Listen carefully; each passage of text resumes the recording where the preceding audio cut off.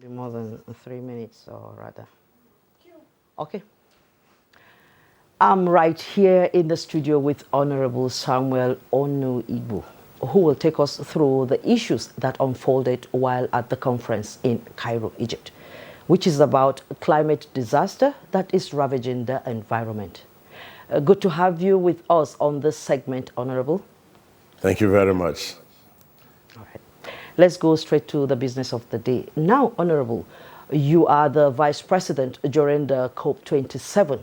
Can you please brief us or itemize how those issues, those aspects that were dealt with that concerns us in this part of the world?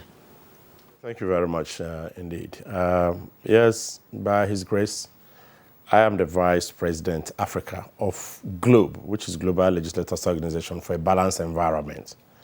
And normally, before any COP conference, GLOBE holds sessions with parliamentarians around the world.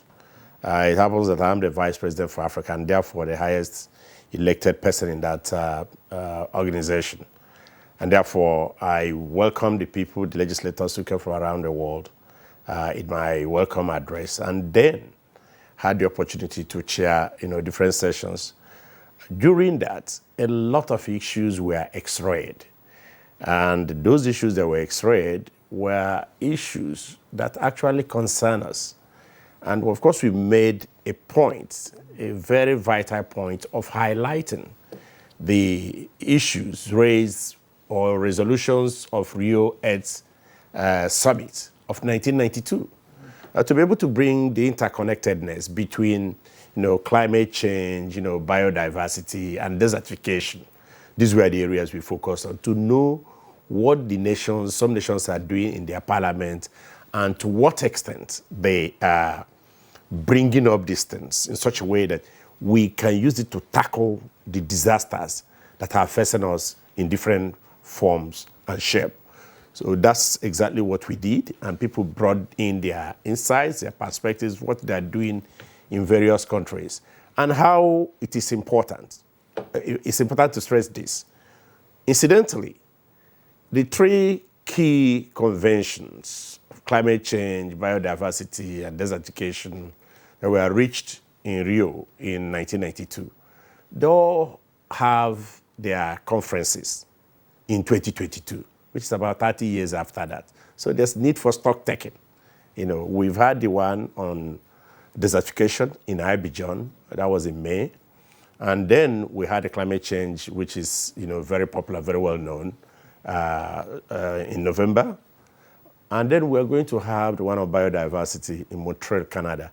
That is in December. So these issues, how we are having problems and how we are tackling them, the level of preparedness and all that, these were some of the issues x-rayed, during the conference, the Globe COP27 conference that we held. So I don't know, maybe we'll just get into the second part of the question. How can you or how can we say nations can key into safeguarding, the planet Earth? Or do I say our environment? One, we are living in times that so many, even the disaster of recent year has shown that we are on a very, very serious situation that if not care taken, things can really turn around. So can you just put us through on how we can key into addressing these matters? Okay, yeah, it's very simple. And it's important for us to explain this for our listeners to understand. The disasters, the risks, they're all there. But the essence of the United Nations Agency on Disaster and Risk Reduction, which is also integrated into what we just discussed, is to know what we are supposed to do, the steps we are supposed to take, measures we are supposed to put in place to, if possible, stop new risks or reduce to a substantial level the impact of these disasters when they come. So in terms of what the nations, how the nations can benefit, it is for us to be prepared, for us to see the nexus between these things that we have mentioned and tackle them in a united manner. Not that we are, thinking that, it's not going to happen. For instance, we had the flood in Nigeria in 2012. And we're still struggling to come out of the disaster, to come out of the damages caused until this second flood came. And even states that were warned that they were likely to be affected by flood. Question is, how prepared were they? So that's the area where the UNDRR, comes in on the issue of risk reduction. But apart from that, nations are supposed to learn from other nations the steps they took to be able to reduce. Disasters will definitely come, but how do you reduce these things? So in terms of that, we learned what others have done and how they have to enhance their laws. There we have NEMA. And NEMA is trying, but you can see that sometimes when this thing comes, they are overwhelmed. Yeah. So what we have learned is, what is it that happened in Pakistan? How did they respond? You saw that almost 2/3 of Pakistan went underwater. You saw what happened here, how many states that were also underwater. And then it's not only flood, that is a disaster that comes as a result of our mismanagement of the environment, through terrible emissions. There are so many other ones, but it's important for nations to prepare for this so that they can reduce the impact when they occur. Now, in some instance, I would say, you chaired some sessions at the Rio Conventions. What are we looking out for in this area of discussion you had while there? Yes, thank you very much indeed. I was lucky to chair a number of sessions. Some were in person, where we had prominent individuals, well-known contributors or people who are writers or those who are activists on the issues of climate change. Where they came, we had a session, some from the University of Cairo, some senators from Mexico, some from Canada and all that.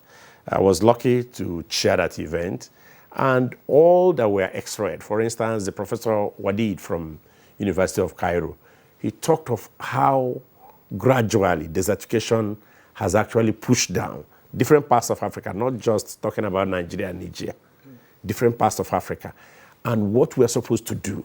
And of course, in there, some of us who are familiar with the efforts that the African nation, African Union is doing regarding the Great Green Wall. What is it that we're doing? To what extent are these organizations bearing fruit to help us restore the land? Because those three conventions I talked about, desertification, biodiversity, and climate change. Desertification, the aspects, when we met in Abidjan, it was on how to restore the land, what legacy are you leaving behind, and then how can we move from scarcity to prosperity. And now we are going to Canada. We are going to talk about the issue of how you can live in harmony with nature and be able to preserve the environment for the good of all, not just for these generations. So we were able to talk about all these things. And of course, they brought in, I also was lucky to chair another session, which was virtual, where we had, people from House of Lords, justices from Pakistan, Brazil, and so many other persons. Some of them the best hands on issues of environment. So it was a very, very good opportunity for us to learn and to look at how we can we are lucky we have a legislation already. But for those of us, those of our colleagues from different countries that have not come up with their own, legal framework on issues of climate change, they had the opportunity to learn and to prepare, on how they are going to push to have a legislation in that respect. Yeah, now, talking about the legislation, Honorable, I want us to talk about your successful sponsorship of the Nigerian Climate Act 2021, which became successful in the 9th Assembly after 3 past attempts. Yeah. How did you do it? Well, thank you again. It was not by, I think it is clearly the work of God. And of course, with the collaboration of the leadership of the House. And maybe on the question of how was this possible, having sponsored this in the 8th Assembly, and then Mr. President denied assent, citing some issues. When, by the grace of God, I was re-elected in the 9th Assembly, I decided I was going to sponsor that. Because by special grace of God, I know that this is a very important legislation. So I sponsored it, but then I extended consultation. I spread consultation to the executive, different ministries in the executive environment, the judiciary. And I want to use this opportunity to, commend the Minister of Justice, Abubakar Malami SAN, because he was able to come forward when we told him that we needed, legal draftsmen to work with us so as to eliminate those little problems that we had in the Head Assembly. He nominated 5 very powerful people to work with us to review what we have. Similarly, we got support from the Ministry of Environment, particularly under the leadership of Chief Sharon Ikazo. And then I was also opportune to meet with the Vice President. They were looking for ways to ensure that we don't run into any hitch. So with my colleagues and the leadership of the House of Representatives, His Excellency, Right Honorable Femi Gbajabiamila, who was very supportive, and even the Senate President, and their deputies. So at the end of the day, after we came back from Glasgow, where Mr. President had made a commitment on Nigeria attaining net zero in 2060, yes, it's true that the Act has a provision of 2050, 2070. And then some other commitments that he made and some other engagements that Mr. President came back, and to the glory of God, and assented to the bill. So that ended the fortunate attempts of the 6th Assembly, the 7th Assembly, the 8th Assembly. And now Mr. President became a jinx breaker in ensuring that we have the Climate Change Act. And I must tell you that it has actually lifted the nation to a very high position, because even some of the developed countries are yet to have their own legal framework on climate change. Well, I would like to say a very big congratulations for that. Well, Honorable, it has been a great time with you as we examine climate challenges and how to combat them. Thank you very much for being here with us. Thank you very much indeed for having me.